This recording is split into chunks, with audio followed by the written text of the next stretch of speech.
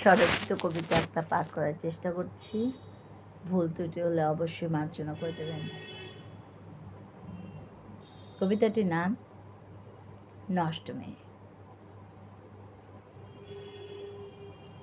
তোমরা নাম দিয়েছ নষ্ট মেয়ে। তোমাদের নামে আমি নষ্ট মেয়ে। ভাইয়ের পড়া, বোনের বিয়ে, অসুস্থ বাবার ওষুধ, সংসার চালাবার তাড়নায় কখন যে আমার নাম নষ্ট মেয়ে হয়ে গেছে জানি না। কে যেন গ্রাম থেকে তুলে শহরের মস্ত বড় বাড়িতে চাকরি দিয়েছিল। কে যেন ওই পাশের গ্রামেরই ঝনু কাকু তো বলেছিল, তোর ডিউটি বলতে তেমন কিছুই না, ওই কিছু বাসন মাজা, ঘর পোছা, রান্না করা, এই সামান্য কয়েকটাই কাজ। তার বদলে মস্ত বড় বাড়িতে থাকতে পারবি, মস্ত বড় গাড়ি করে পুরো কলকাতা শহর ঘুরতে পারবি।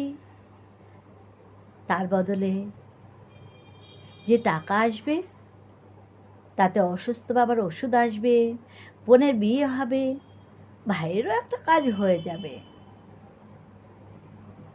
মন না চাইলেও এই সব কিছু থেকে মুক্তি পেতে আমার গ্রাম ছেড়ে শহরের মস্ত বড় বাড়িতে চাকরি নিয়ে চলে আসা।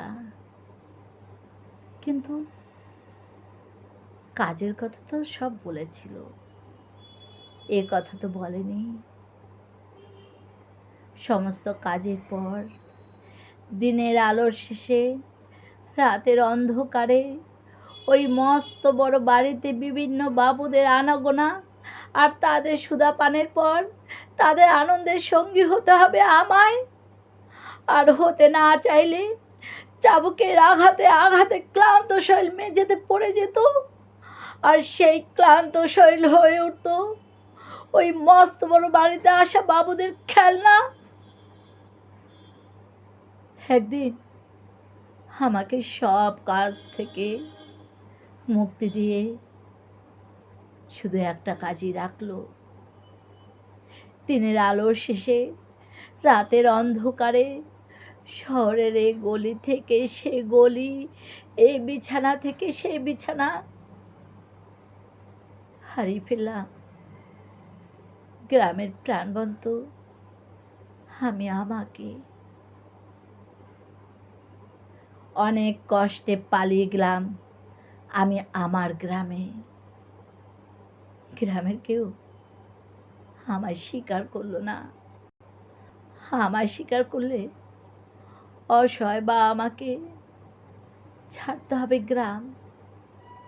কে বা কারা তার সহায়তার হাত বাড়িয়ে দেবে। তাই তো তোমাদের দেওয়া নাম নষ্ট মেয়ে আবার নিজের থেকে ফিরে এলো শহরের অন্ধকার গলিতে। নাম স্বীকৃত হলো নষ্ট মেয়ে বলে, তোমাদের নষ্ট মেয়ে। নমস্কার।